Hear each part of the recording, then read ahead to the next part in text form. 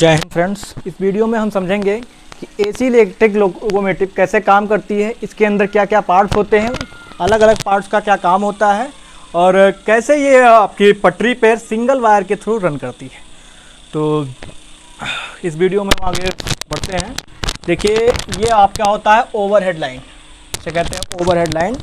और overhead line में इसमें इसके अलग अलग पार्ट्स के बारे में पहले बता देते हैं, उसके बाद उनके फंक्शंस के बारे में लोग डिस्कस करेंगे। ये ओवरहेड लाइन होती है, इसके थ्रू ये पेंटोग्राफ कनेक्टेड रहता है। एक ट्रेन के ऊपर से एक इस टाइप से निकला रहता है जिसे हम पेंटोग्राफ्स कहते हैं। इसके बाद ये ऊपर ट्रेन के ऊपर सर्किट ब्रेकर्स का फंक्शन लगा होता है, फिर वहाँ से एक वायर जाता है, यहाँ पे मेन ट्रांसफार्मर होता है, ये मेन रेक्टिफायर होता है, एक ऑक्सिलरी रेक्टिफायर भी होता है।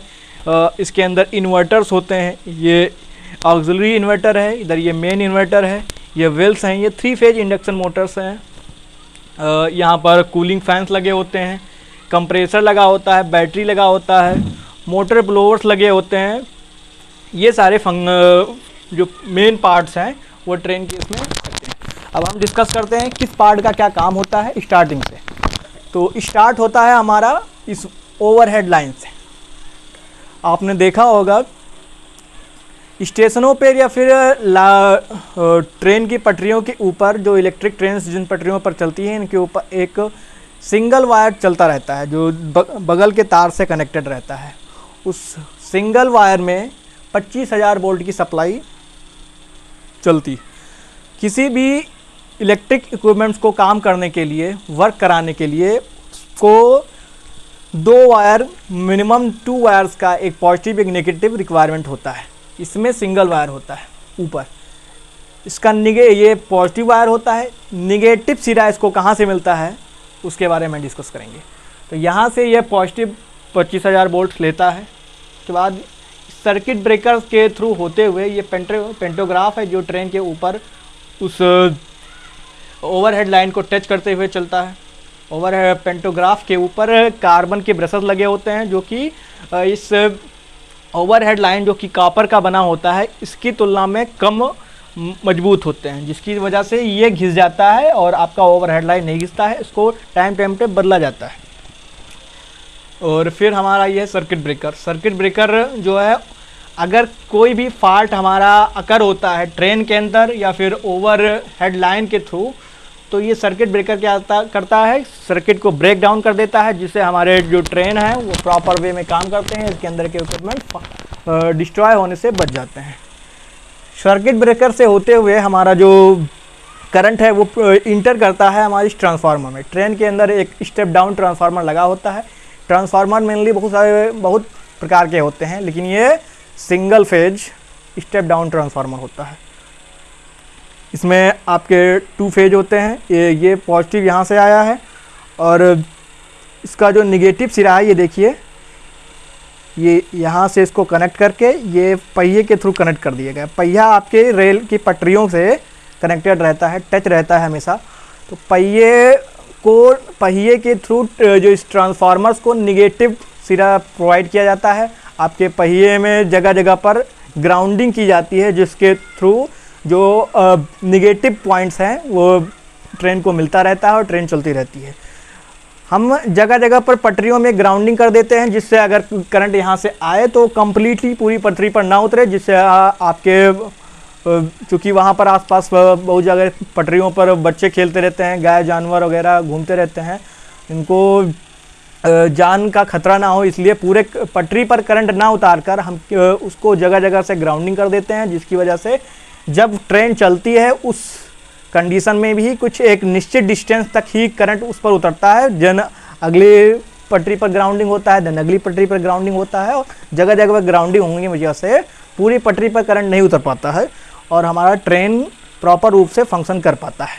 अब हम यहाँ समझते हैं ये ट्रांसफार्मर 25,000 वोल्ट को लो वोल्टेज में कन्वर्ट कर देता है और उसको भेज देता है हमारा रेक्टिफायर में। यह रेक्टिफायर होता है जो कि एसी वोल्टेज को डीसी में कन्वर्ट करता है। रेक्टिफायर का मेन पर्पज होता है एसी करंट को डीसी में कन्वर्ट करना। क्योंकि हमारे ट्रेन के अंदर के जो इक्विपमेंट्स हैं वो 3 फेज सप्लाई पर काम करते हैं और हमें इसको केवल सिंगल फेज सप्लाई दी गई है। अगर हम इसको डायरेक्टली 3 वायर लगाकर 3 फेज सप्लाई दें, वो काफ़ी आपका कॉस्टली पड़ जाएगा। आपका ट्रेन के जो पोल्स लगे होते हैं उनको बढ़ाना पड़ेगा, आपके टेक्निक्स बढ़ाने पड़ेंगे, काफ़ी कॉस्टली हो जाता है। उसको हटाने के लिए हम लोगों ने ट्रेन के अंदर ही 3 फेज सप्लाई जनरेट करने का इंजीनियरिंग बनाई।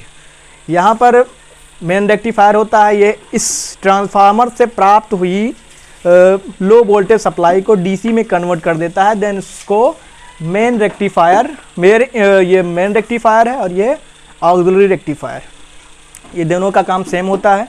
यहाँ पर ये इन्वर्टर है, इसने सप्लाई दे दी इन्वर्टर को। इन्वर्टर का क्या काम होता है, ये एसी सप्लाई देता है।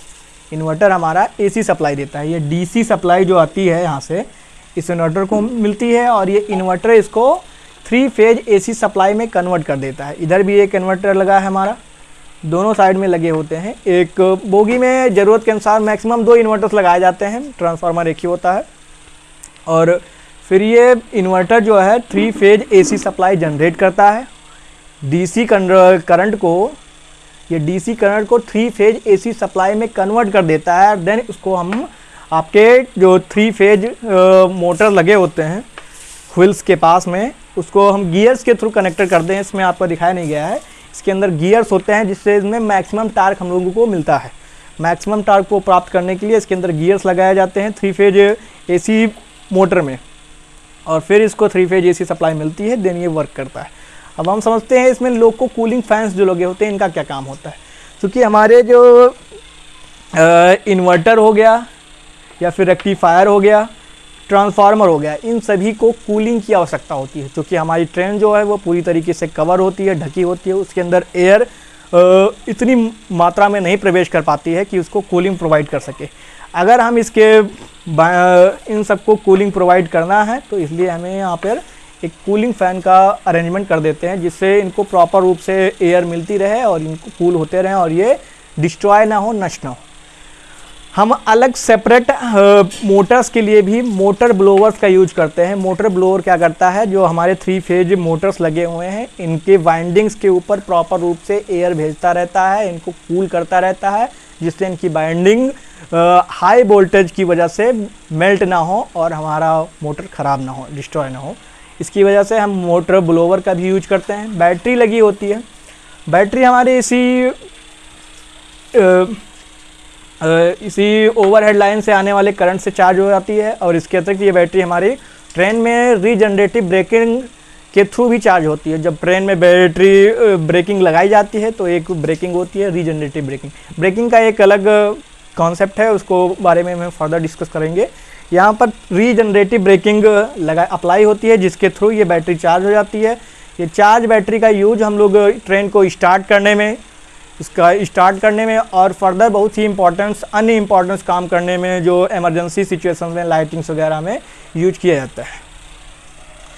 तो आई होप आप सबको ये वीडियो समझ में आया होगा और धन्यवाद।